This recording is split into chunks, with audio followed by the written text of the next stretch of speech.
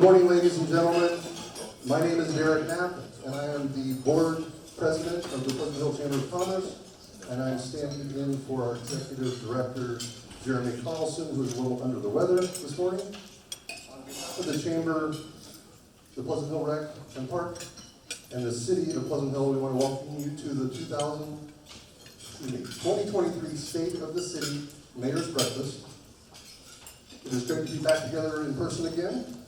At this time, I would like to welcome the 2023 board chair of the Pleasant Hill Rec and Park District and give her State of the Rec and Park board chair, Sandra Bonato. I'm Sandy Bonato. I'm chair of the Pleasant Hill Rec and Park District board this year. So here's our board, but here's really our board.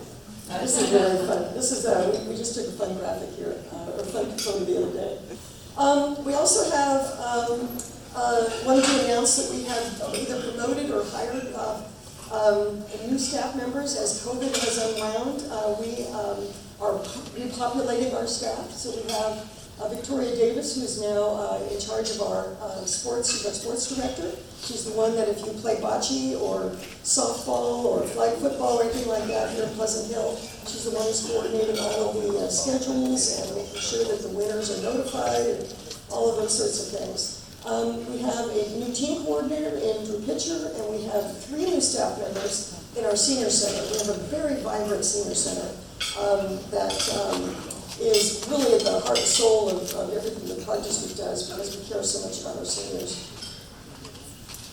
So we have a lot of staff members. These are some photographs. Some of them are here today. If you are a staff member here, would you just give a wave out? I would like people to know who you are so that our district is really proud of people because everyone at the Park District is frontline when it comes to dealing with the public. So we can't have the story of the district without at least one graph, so here's my one graph. Basically, it's a 5-year timeline of how we've done. We've come out in the black every year for the last 5 years. Our budgets were up in the $8 to $9 million range. COVID, that budget cut down to about $6 million. Our income comes from tax revenue, about 50%. And the other 50% from registrations, from development fees that the Park District gets to maintain parks and provide improvements in the city. And so as you can see, COVID was a down year for us, but we then popped up very, very steeply in this last year. In part, that is because the state finally realized that it wasn't just cities and counties that had shortfalls because of COVID. We still had to keep the lights on. We still had to, mow the lawns in the parks, and all those sorts of things, took cash. And so we were able to get a $1.3 million payment from the city from the special district fund that they had developed for us. So we're using that money to really launch ourselves back into operations here to provide services in the areas of recreation and parks. So we're very, very proud of our staff for having put that together, Chris and Michelle, for having put that together to get those funds generated for us. So we're committed to keep our parks safe and beautiful for all. You may have seen some recent negative news items having to do with graffiti in one of our parks. It's near a middle school. Kids get out of school and they've got all kinds of energy and stuff, and we've had considerable amounts of vandalism and graffiti on that particular park. Wanted to thank particularly Chief Vermillion for his stepping up and getting his officers also to be part of the solution there. We've got it back under control. I was told this morning, though, that someone has come and taken the rope out of the flagpole, so it's just never ending. What we want to encourage everyone, though, is to be part of this. And I think it really impacts chamber and city as well, because we've had members of our public come before our board and say, we walk through Pleasant Oaks Park, and the graffiti and the vandalism is just terrible there. This is not the kind of city that I want to live in. This is not emblematic of how I believe Pleasant Hill should be.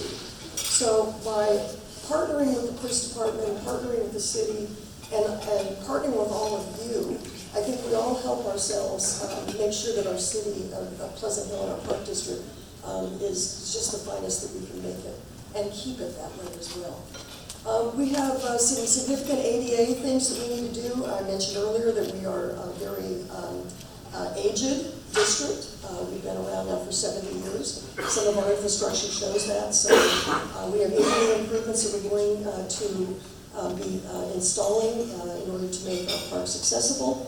And the landscape plant has begun to age as well. I think some of our parks are getting a little tired looking.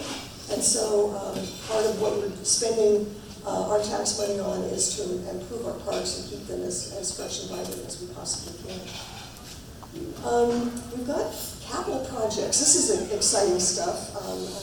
Project, we've devoted our board, we have been saving our money diligently, and we've got $1.46 million that in this fiscal year we're going to be putting toward either renovations or new facilities. For example, and I'm just going to scoot ahead here so you can see, one of our proudest things is a new bathroom in Rogers Smith Park. If any of you have used this old bathroom, you know how dingy and prison-like it is inside there. Oh, that's probably pretty amazing. People hold it. Anyway, we are designing a restroom facility. This was the fifth item in our Measure E bond measure back in 2009 that we were never able to actually complete. So we saved our money and we're going to put this new bathroom in. We tried to design it similar to Rogers Ranch, so you can see sort of some ranch house similarities there. The detailing isn't complete yet, but we're very excited about the thought of being able to not only do this, but also do some major ADA access improvements in Rogers Smith Park.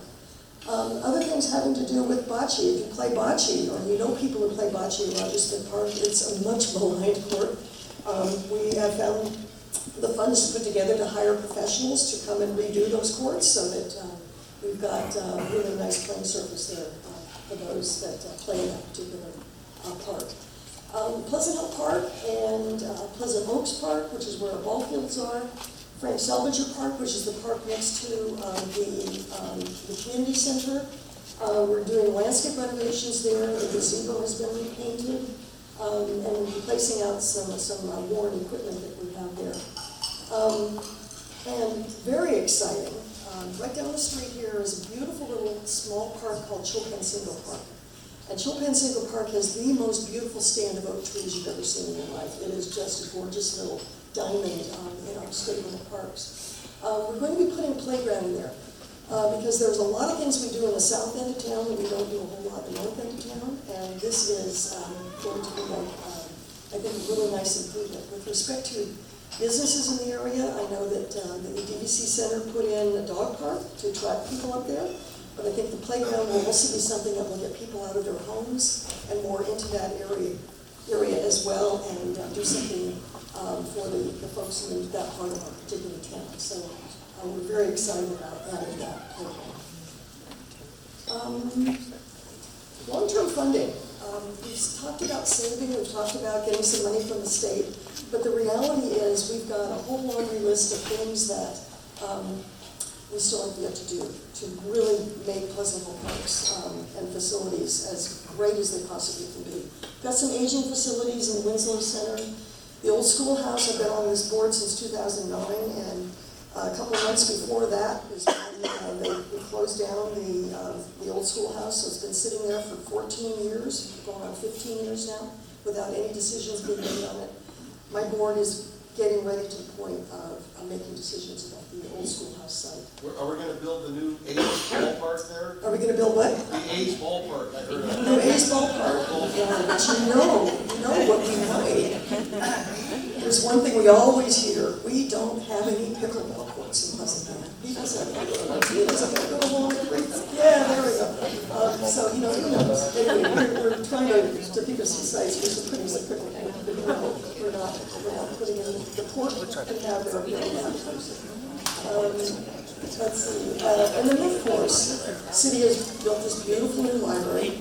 I'm sure Tim will be telling you a lot more about that in just excuse me, a short drive. But we have 5 acres of land right next to it that are designed, that are intended for some major ball fields to add to our other ball field inventory.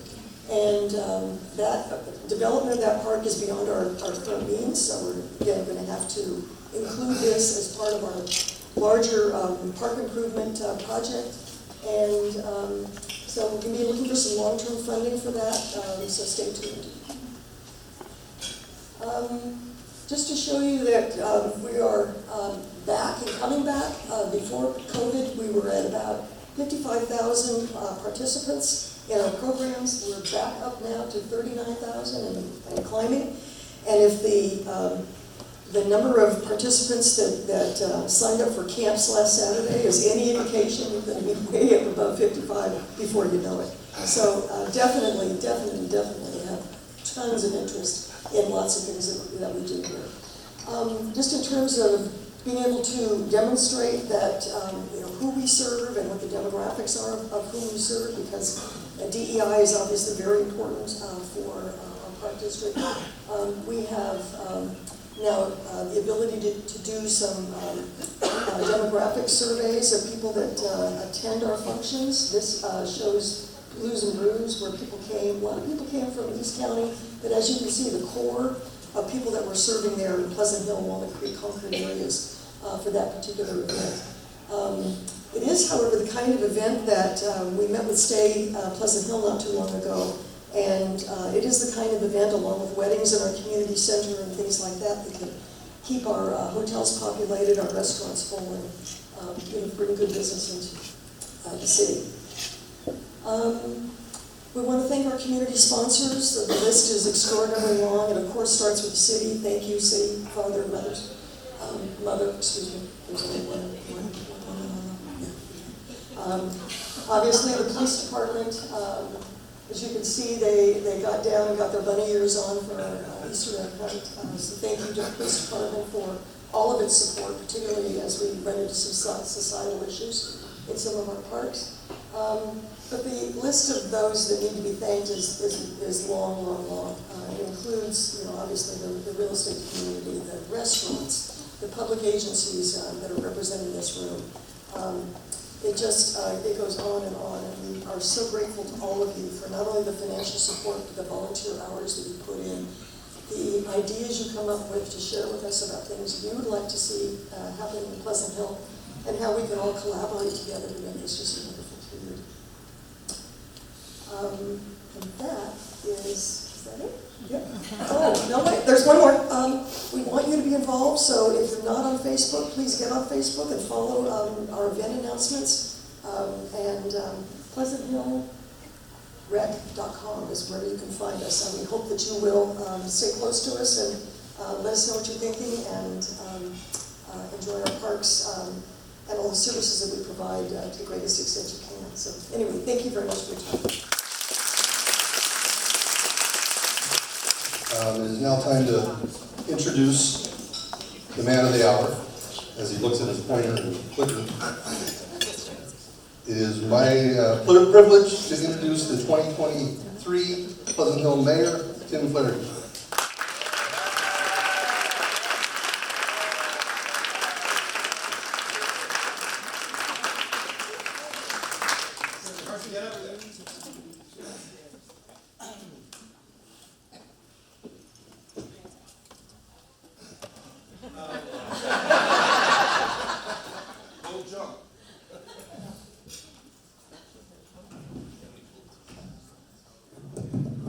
If anybody can't see the screen, come on up and move to the middle if you like. Move your chair up, come sit in my chair. I want to make this as inclusive as possible. I really don't want to stand under that. Before we start, I just want to tell you a story. A few weeks back, I was at a bank in San Francisco, Bank of America, and having a sort of an altercation with the staff there over access to a safety deposit box. But ultimately, it was satisfying, and I left the bank, and I'm walking back to my office on Montgomery Street, and as I'm walking, I'm on the phone, I'm talking to one of my associates, just sort of recounting the episode at the bank, and the the outcome of our efforts to get to this safe deposit box. And I feel like some resistance. You know, I'm having a little difficulty walking. My gait is becoming a little more difficult, and particularly on my left side. And I'm having to put more energy to get my left leg going. And at some point, I can no longer move my left leg. I'm just stuck. And I lean against the wall of the building that I'm standing next to, and I'm in a panic. And I'm on the phone talking to my associate David. I said, David, I can't move my left leg. Oh my God, am I having a stroke? Am I slurring my words? I don't think I'm slurring my words. Do I have a headache? No, I don't have a headache. Oh my God, what is going on? Oh, I can't move. Oh my God, come get me, come get me, come get me. A man walks by me, turns around, and looks at me and says, Sir, what's on your leg? I looked down, and I had somehow stepped in a giant rubber band that I had progressively walked down the block to the point that I could no longer move my left leg.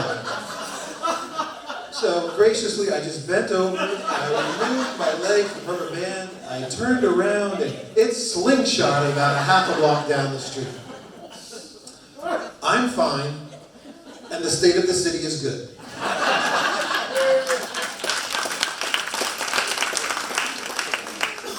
So you probably wonder what goes into preparing a State of the City address. It's a lot of hard work. You might have heard of ChatGPT. It's an artificial intelligence website where you just type in, what is it you want? I need a mayor's State of the City address for the city of Pleasant Hill, California. Okay. Dear fellow residents, it is my honor to stand before you today. I am proud to report that Pleasant Hill remains a vibrant and thriving city. Despite the challenges we faced, Pleasant Hill has remained resilient and strong. All right. I need some graphics, ChatGPT. Here you go. So the point of this is to give you a snapshot of where we've been and where we're going. I appreciate all of the city staff, and I think maybe I should give them a shout out here at the beginning, because anything good or bad that follows really rests on their shoulders. I need some notes for this.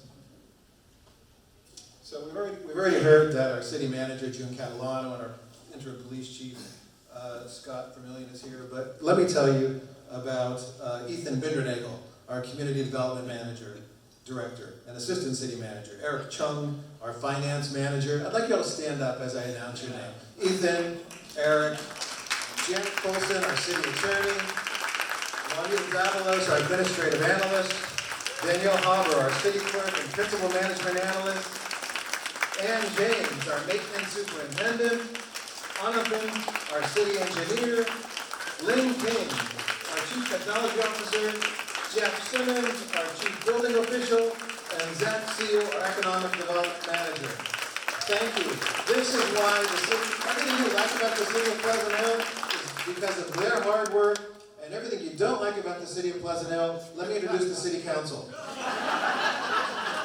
Matt Wren, our vice mayor, Sue Nowak, our council member, Valen Vincent, our council member, and Zach Shess, our council member, and really our legacy council member, the mayor emeritus, Michael Harris.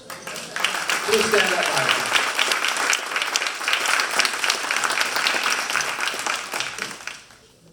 What do we got? Oh, yeah, Harris retired. Shess got elected. Vincent controversially appointed just a couple of weeks ago. We got a new library. Did anybody not know we have a new library? This has been the talk of the town for several years, but it is a magnificent building. It is a magnificent service. As you can tell from this graphic, we did have a major grand opening in July of last year. 3,000 people were there. It was a huge crowd. There were tens of thousands of books taken out that day, and the library now operates 6 hours a week due to major contributions from the city. There have been 218,000 visitors to the library just in the past 8 months. I can't even read what that says.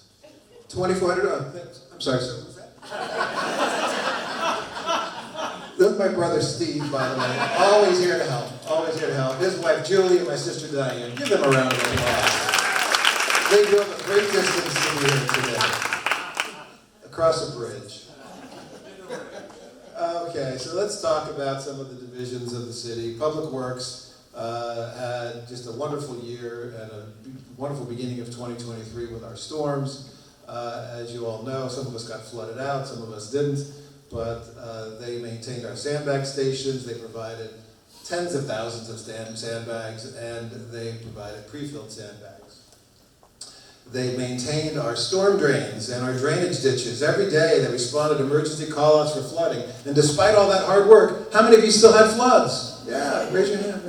Just me? Okay. Planning has always been busy. In 2022, their permit activity was major. 1,900 inquiries, over 400 and nearly 500 permits were issued. They've had a lot of activities. We've had some commercial activities. There was a renovation of, I guess it's the western side of the of downtown. Some structures at the, okay, I gotta go. What does this say? The YMCA, Boyd, Sancerre Village. We amended our ordinances. The state mandated that we make it more convenient to split your lots in the city so you could build a second home, and in some instances put 4 small homes on a single-family residence lot. I can't say there's been a lot of uptick in people applying to do that, but we'll see. Planning milestones. Yeah, we got a general plan. The update should be finalized this year. It's a major change. This is essentially the blueprint for the city over the next 20 years. And we've adopted our citywide design guidelines. As part of the general plan, we'll be looking at our housing opportunities, our housing element, which we'll talk about a little bit later. So the city is a welcoming city. Back in 2017, the city council adopted a resolution setting forth the policy that we are inclusive, we are welcoming, we are diverse. And as part of that process, during the pandemic, everybody was pretty much isolated, and a couple of our commissions developed these community conversations where leaders, faith leaders, community leaders, council members participated in conversations online to talk about topics of interest, whether it was social equity, racial strife, mental health. And we also established a diversity commission, which then, under the guidance of Daniel Haber, our city staffer, they created the Everyone Belongs Pleasant Hill initiative. And if you do not have that sticker in your window, please see Danielle, and she'll make sure that you have that sticker on your house and make sure that you're part of it. Mostly due to the former service of Councilmember Ken Carlson, we fly the rainbow flag during the month of Pride, June, every year, and so we're very proud to be a part of that. So this would be a good time for anybody who wants to go to the restroom, or get coffee, or just leave, all right? City finances can be dense, despite Eric Chung's best efforts to make it simple. All right, our condition is good. 30 years in a row, we've received an award for our financial reporting just being stellar, superior, and above all of our peers. And for that, we're very grateful. Each year, we publish something called the ACFR, the Annual Comprehensive Financial Report, and that report shows that we are in great shape. We operate under a 2-year budget, and the current budget is a 2-year cycle, 2022 through 2024. The budgeted revenue, which includes Measure K, which I'll explain, is pretty good. You know, we're expecting $34 million of revenue in the current budget year and $35 million or so in the next budget year. And then we have our budgeted expenditures of $37 million in this year and $36 in the next year. Wait a minute, isn't that more? Where'd that slide go? Wait, we had 34, 35? 37, 36? Are you sure we're well run? We are, because we have a tremendous reserve right now and the ability to reinvest back in our community. We right now have a $19 million balance over general fund. The city council some years ago adopted a policy, we're going to maintain a $10 million reserve, and we are well above that. And of that $10 million reserve, $1 million or so of it is dedicated towards a trust fund for reducing our accrued liability on pensions. The giant bump in 2021 is when we received the bond proceeds from the library. The city took out a bond to finance the construction and maintenance and operation of the library. That was the result of Measure K. Measure K was the 2017 measure that provided a sales tax, but not exactly a sales tax, transaction and use tax, that provides a tremendous amount of revenue. In fact, as we'll see, our revenue, anticipated revenue, has exceeded all of our expectations, even despite the pandemic. So, as people might remember, going up is good, going down is bad, but in this case, going down is still very good because we're well above all of our expectations. So again, this is just showing the year-end reserve, so taking out the excess that we hold in Measure K for the library, we're still well above our reserve expectations. And the council on occasion does decide to dip into the reserve based upon anticipated future revenue to fund other projects. Okay, so this is, the elephant in the room for every municipality in the state of California, that we have an unfunded pension liability. The liability is volatile. It is dependent on the returns of the state, CalPERS, on their investment fund, and we are at the mercy of the state to determine each year what our contribution is towards the unfunded liability. The City Council is using its best efforts to smooth out this by creating this trust fund where we're segregating money in good years to help make payments as they grow. But in any event, our liability has grown by $500,000 over the past few years, and our contribution to the unfunded liability has grown by a similar amount.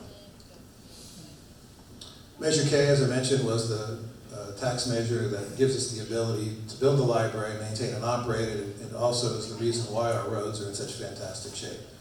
There's something called the Paving Condition Index, PCI. We have an overall above 70 PCI, which is remarkable. Most cities are in the 50s, and you'll see that when you go home. If you don't live in Pleasant Hill, take a look at your roads. Are they alligatoring? Are they cracking? Are they disintegrating?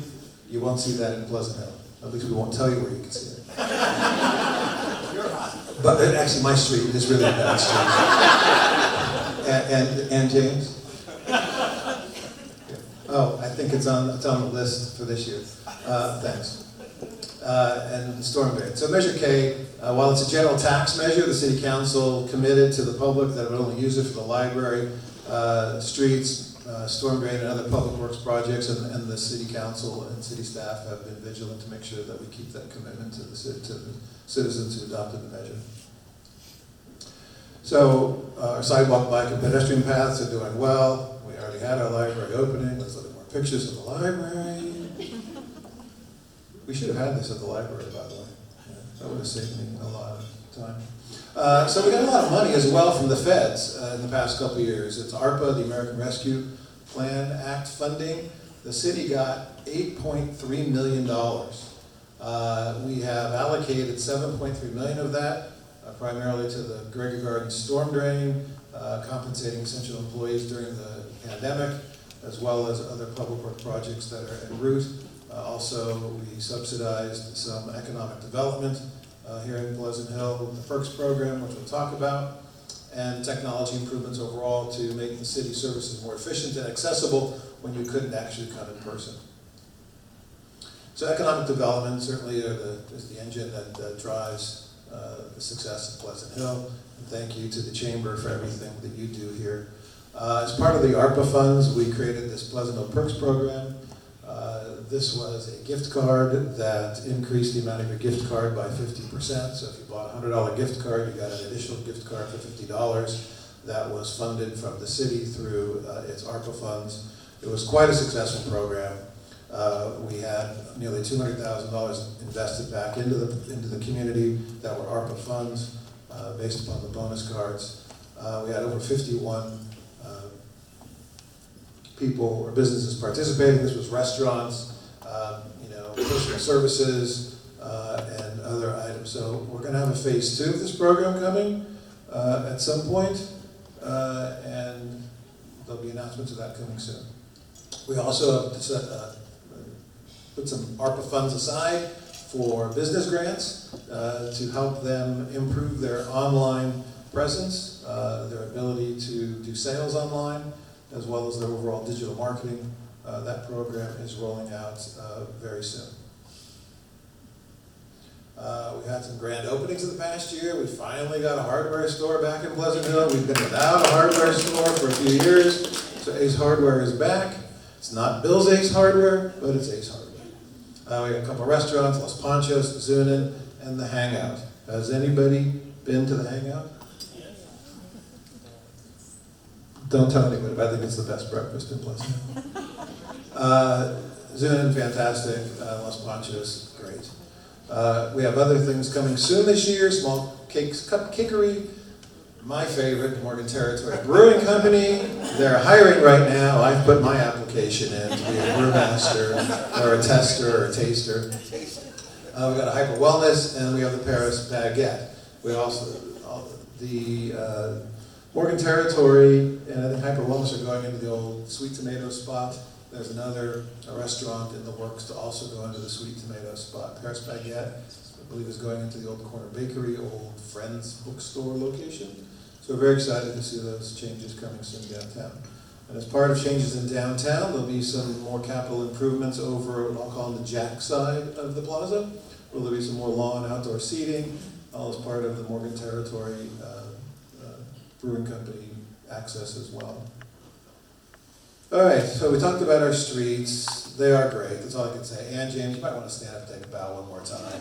She left. Well, she left. Okay. Thank you. I'm here to accept the award on behalf of Ann James. Thank you very much. All right, so we have Stay Pleasant Hill, which is now our manager of our tourism improvement district. A while back, the city council established a tourism improvement district. It generates over $700,000 a year from hotel stays, which are then put back into the community by marketing Pleasant Hill, by sponsoring events, and soon we're going to have our 2023 through 2025 Pleasant Hill Visitor Guide. This is a fantastic program, and the metrics demonstrate that they have brought more people to Pleasant Hill, and in conjunction working with the Record Park District and other event planners. It's going to make Pleasant Hill even more noticeable than Walnut Creek.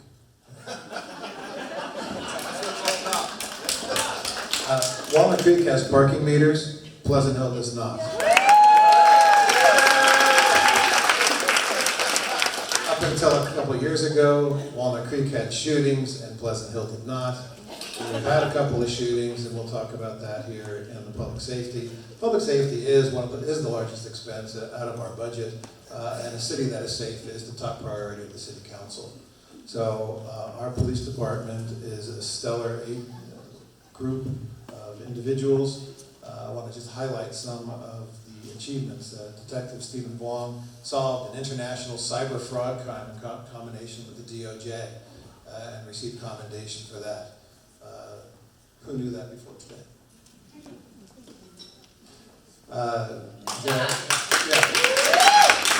Detective Vuong. I'll accept the award on his behalf as well. Interim Police Chief Scott DeMillion would not allow Scott to be here, would not allow Officer Vuong to be here, so. So we've done pretty well on locating recovered property, helped out an elderly woman who was scammed out of $300,000. There were 2 shootings, one at Pleasant Oaks Park and one near Pizza My Way, which is really sort of inter-family kind of thing. And those were solved very quickly. So this is general statistics. So during the pandemic, crime went down because nobody left their house. There was just nothing going on. And so while this shows that in the last year that crime is up, it actually is pre-pandemic levels, and the city remains incredibly safe thanks to our police department. If you have any questions about that, please see Interim Chief Scott DeMillion. They do a tremendous job with their outreach. We have our National Night Out in August, which is an event where the police department puts on a show for the community. They participate in Community Service Day. They have had their Shop with a Cop. They've had coffee with cops. They participate in our parade and they're present at our summer concerts. All right, this is cool. Coming soon, Off the Grid returns. Got 10 to 12 trucks. Not that there's a theme here, but my favorite truck is the beer truck. Most Off the Grid assemblies do not have a beer truck in Contra Costa County, so Pleasant Hill does. So it's every Wednesday, 5 to 9 p.m., April through October. It's a fantastic opportunity to just come out and hang out on the City Hall grounds. We have events coming up this year. We have Art, Wine, and Music, which you've already heard about. The city sponsors a Summer Lake concert, which is from Memorial Day through Labor Day. It's outdoor. It's called By the Lake, but it's really a pond. Sun's in your eyes for like the first hour or so. There's not a lot of shade, but it's really, really still a good time. And sometimes there's a beer truck there. We have our Blues and Brews Festival, thanks to the Rec and Park District. You might find me pouring beer at one of the stations. And then, of course, our signature Community Service Day on September 23rd this year. All right, so what's ahead? We have some challenges. This is the fun part. Again, anybody need to get up, coffee, break? No?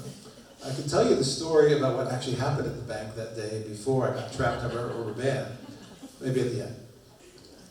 So here ahead, we have our general plan, which has gone through nearly a 2-year cycle of public outreach, community roundtables, and it will eventually be coming back to council. Right now, the environmental impact report related to the general plan is still under review and available for comment. We have to adopt our housing element. The state has mandated that the city of Pleasant Hill come up with nearly 1,900 new housing opportunities. And we have to identify sites in the city of Pleasant Hill where those 1,800 to 1,900 houses can be built. The only way that can be built is by blowing out our traditional zoning, height, and density restrictions. The city has submitted its housing element to the state. It's under review, and we're waiting for comment back. Thanks to Jeff Simmons, we have our Pleasant Hill Online Service Center coming online. This is essentially digitizing all of the services available through the city of Pleasant Hill, that you can do everything, virtually everything online, from a permit to pay a fine. Well, the City Hall Lake maybe will become a lake with the renovations that are coming. We have a vibrant turtle and koi population at our City Hall Lake. If you haven't been there, you really should come. I think in March when is nesting season? So there's, it's an educational opportunity for young children, if you want to bring your family by. We're going to be doing some additional work at Contra Costa Boulevard as part of our complete streets, renovating. I think this is from Harriet to Viking on this portion of Contra Costa Boulevard. And then, let's talk about district elections. So back in January, the city got a letter from a law firm, the Shankman Law Firm. This is a firm that's known to poach on small communities, hold them hostage, demand tens of thousands of dollars in attorney's fees under the California Voting Rights Act, the CVRA. The CVRA mandates district elections in cities where it can be demonstrated there's been a negative impact on for racial reasons. And there's not one city that's prevailed on a challenge against the demand to go to city district elections. City Council will be taking this issue up at its meeting this coming Monday, March 6th. We need to respond to Mr. Shankman to either say that yes, we agree to go to district elections, or no, we're going to resist. So that'll be an interesting meeting for the City Council this coming Monday. I don't want to do that yet. Also in the year ahead, we need to select a new city manager. Our city manager, June Catalano, has announced her retirement, perhaps as early as December 2023.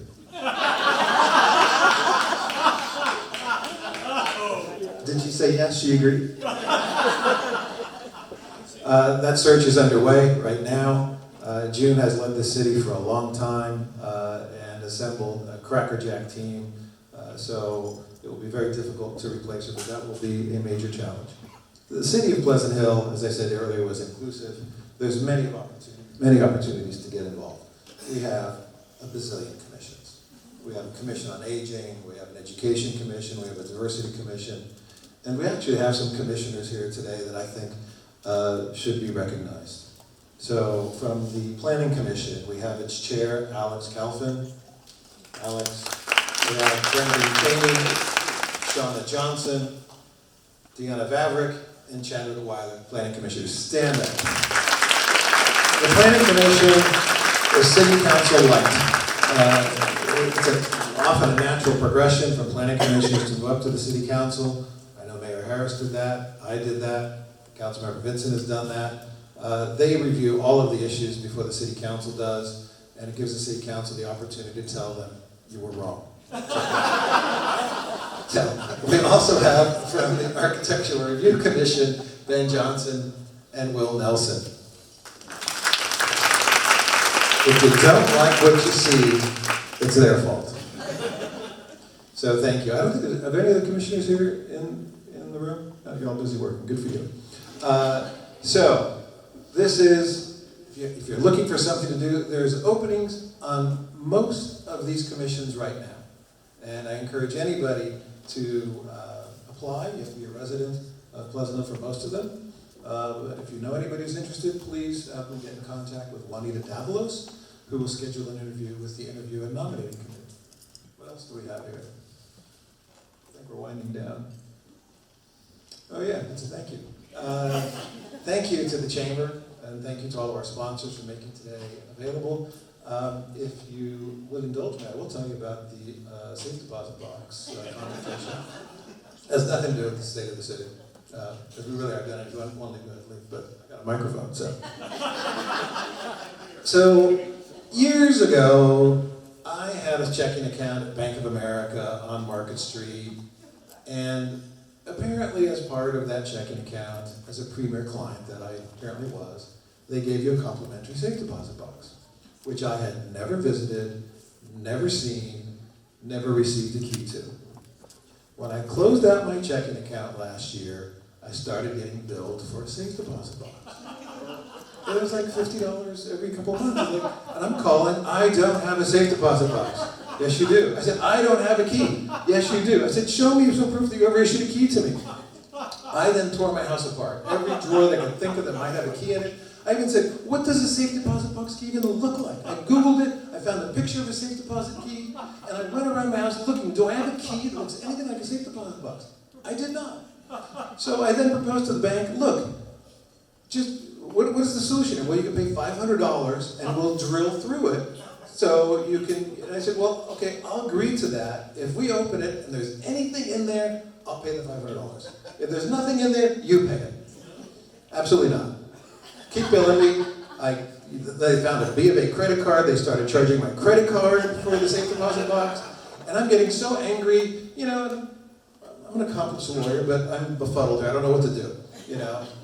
So one day I'm complaining about this to somebody else, and I don't know why. I just went up into my bedroom, I opened up the top drawer of my nightstand, and I swear to God, there's a key that looks just like a safe deposit box key sitting on top of everything in plain view. I don't know how it got there. It had never been there before. I rifled through that, I dumped out all the contents before. So there it is. And I'm thinking, oh, expletive, right? So I make an appointment to go to the bank. And I go to the bank with my key. I want to close out this bank account. Well, they're like, sir, you're past due on the balance here. You know, you owe $70 for the safe deposit box. And I'm like, GD. So, God, my restraint is good. So fine, I give him my San Francisco firefighter credit card to pay my $70 bill. And they're like, oh, they just take it. And then they hand me the thing to sign, and it's a cash advance against my credit card, which sometimes is a fee. And I'm like, what? I didn't want a cash advance. I wanted to pay my bill. Well, this is not a B of A credit card. It's a credit union credit card. I said, well, so what? I'm paying a bill. I pay bills all the time with this credit card, and there's no cash advance. Well, no, it's a cash advance. Well, then reverse it. I'll just go out to the friggin' ATM and get some money and pay. Well, we can't reverse a cash advance. Okay, fine. So I I go then to another room with my key, filling out all these forms, I don't know what we're talking about, and then they take me back to the safe deposit box room, which, by the way, is pretty cool. And you walk in, it's secure and all that, and you walk in and they say to me, okay, sir, which one is yours? I was like, I have never been here before in my life. I don't know how I got this key. Well, is there a number on the key? Yeah, it says 102. So let's find 102. So we're looking around, and then they're looking at me like, do I know where 102 is? And don't you work here? I mean, so I'm looking around on the wall, I find a 102. There it is, they have to get a ladder, they take my key, it doesn't work. It doesn't work. Another person comes in, the expert with the key, the fiddle around with a little more, doesn't work. Then they go get their records, and they realize, he's never been here before. I know! I've never been here before. So then, they get a third person in, who then, just determined that they can make this key work. They spray some silicone, whatever, on it, and they're putting it back in, and it just doesn't turn. This key doesn't work. And he's never been here before. Before you know it, the branch manager is handing me an envelope of $70 cash, giving me back my cash advance, saying, I'm so sorry, but you'll have to come back another time with that key so we could drill in. I said, just keep the key and do whatever you want with it. No. So then a fourth person comes into the safe deposit room. It's getting kind of crowded in there now. And that person says, well, did you look for the other 102? I was like, what? Sure enough, there's another box 102 over there. Key goes in, it turns. Wow. And they'll look at me and I'm like, do you think anything's in there? And they're like, well, no, you've never been here before. I left agitated but happy because I got my $70 back, only to then be accosted by a rubber band. Thank you all. Have a great morning.